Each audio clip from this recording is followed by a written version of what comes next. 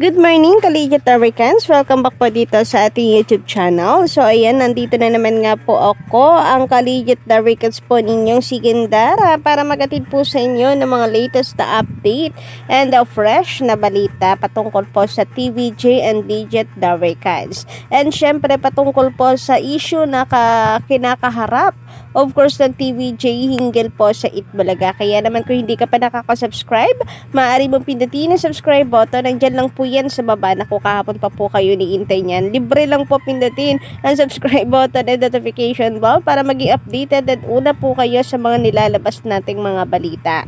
Kasi pag clinic nyo po yan, notification bell, mano-notified po kayo. So, ayun na nga.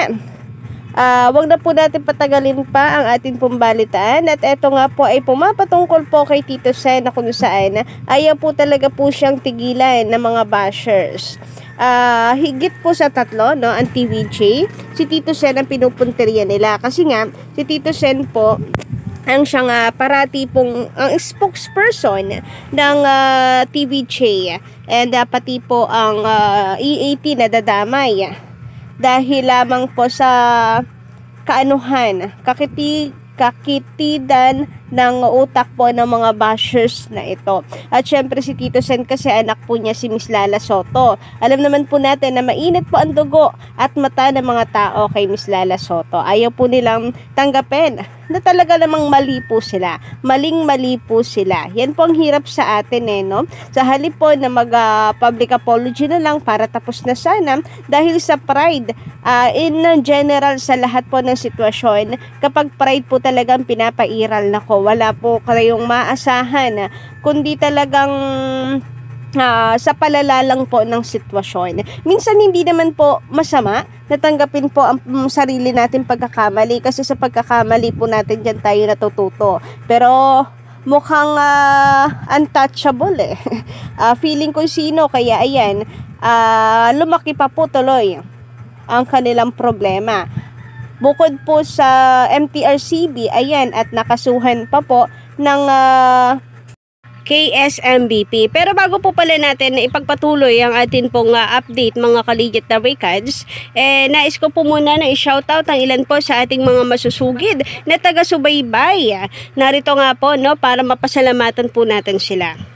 Shoutout nga po dito kina Sir Dennis Damasino and Top Sider TV. Ayan, sabi po nila dito, no, nako, parang meron na po tayong first honor sa ating pa-fall class university nito. Yan, ganda gabi Gandara. Shoutout naman, boses pa lang, ganda na talaga niya. Grabe nga naman yun. Hi Idol Ganda, watching from Riyadh. So, shoutout po sa inyo dyan, Top Sider sa Riyadh. Sabi naman dito ni Matches Malone. Ayan, Malone ba to? Malone.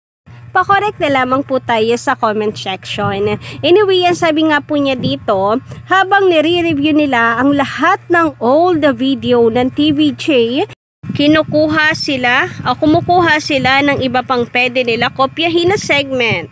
Papalitan lang ng pangalan. So, ito nga po Collegiate Americans sa ipatungkol sa bago na naman po nilang inilabas ng Tape Inc. na kung saan ba yung B-pop girl group. So, naghahanap sila ng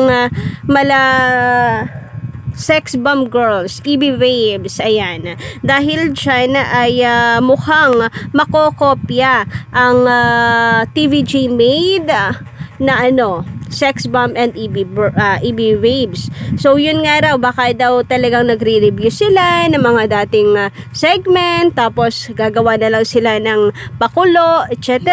Papalitan ng pangalan. Samantala, ayon naman dito kay Sir Joe Donato, shoutout po sa inyo, magandang umaga. Ayan, na-miss ko yung mga komento po ninyo, no? Magandang gabi, Mrs. RU. Di makasagot vlogger nila kasi di rin ni alam ang sasabihin niya. Gusto mapapahiya pa mga boss niya. Kakaganyan niyang ni vlogger nabubuking tuloy ang mga nangyayari sa location nila. Siya din nagbooking sa binabasa ng mga nabibigyan nila ng pera. So, ayun na nga, hindi daw scripted, kaya pala wala daw mga script. Yun yung dinig ko wala daw yung mga script. So, kung walang script, bakit may nakasulat doon na salamat Itbulaga, salamat Yorme and Prinsipe Sedi?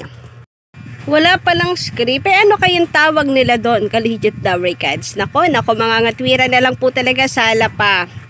Samantala, sabi naman sa post ng Kapatid Insider, tungkol po ito sa kay Tito Sen na kung saan ay talagang idinidawit po siyang pilit.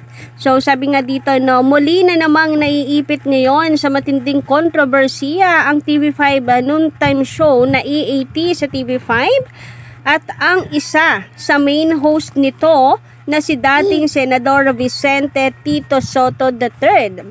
Ito ay matapos i-acknowledge ni dating Senador Joey Lina ang matibay nitong pakikipagkaibigan kay Soto na ama ni MTRCB Chair Lala Soto Antonio.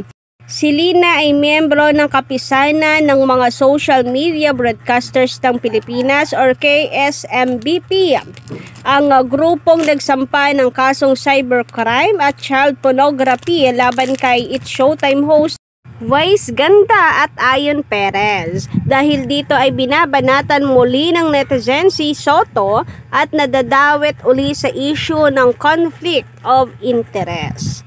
So, yan po ang hirap sa atin no? Dawit lang po ng dawit kasi gusto pong makahanap ng masisisi dahil ayaw tanggapin ang pagkakamali. Nako, galawang alam nyo na yan.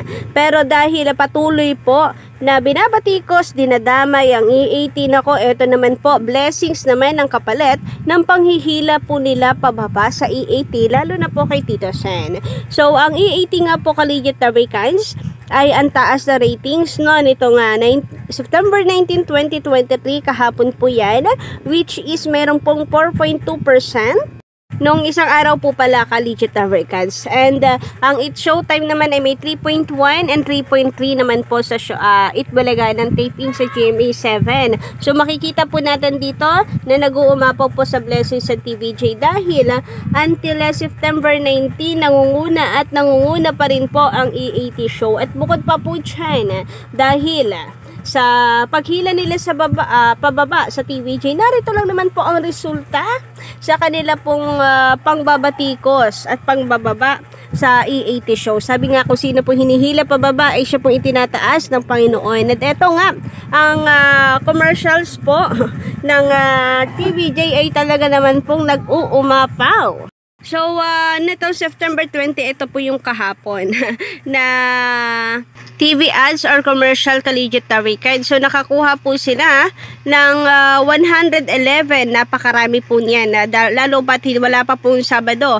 111 na po, 100 plus na po agad ang kanila pong TV commercials. So, sa first gap, 35. Second, 33. And third gap, napakarami po. 43 TV ads, napakarami. Kaya naman congratulations po sa TVJ and Collegiate Dowry-Cats. Napakaganda rin po kasi ng episode kahapon ng Babala, Wag Kayong Ganon. Anyway, nito naman po September 19, 2023, nakakuha po ng 93 TV ads ang TVJ. Kaya naman congratulations.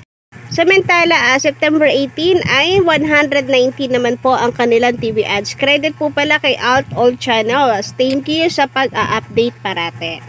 And masasabi nga po natin guys, na ito po ang balik ng nasa itaas po sa TVJ and Collegiate Dowry-Cats sa kanila pong pagiging humble lamang. Lalo pat hindi po sila pumapatol sa mga bashers kasi alam naman po nila sa sarili po nila na wala naman po talaga silang ginagawang mali, wala po silang kinalaman sa naging violation nila Vice Ganda. Kaya ang mga bashers dyan, wala po kayong mapapala sa kakabatikos ng kakabatikos, lalo pat dahil mas lalo lamang pong inaangat ang TVJ. So, nagmumukha lamang po kayo dyang mga eng-eng dahil hindi nyo binubuksan ang inyo pong mga mata at aminin ang pagkakamali. Pati po sila Vice Ganda hindi po nagpa-public apology.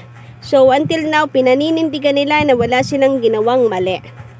Sayang naman, Collegiate Dowry-Cats, kasi kahit papaano, nakakatanggal din po ito ng stress sa mga taga-suporta po nila. Kasi at the end of the day, ay for entertainment pa din po sila. Yun nga lang kasi dapat inilulugar po nila yung mga green jokes nila, lalo na kung may batang involved, kung may katabi silang bata, kung ang segment po nila ay pang bata.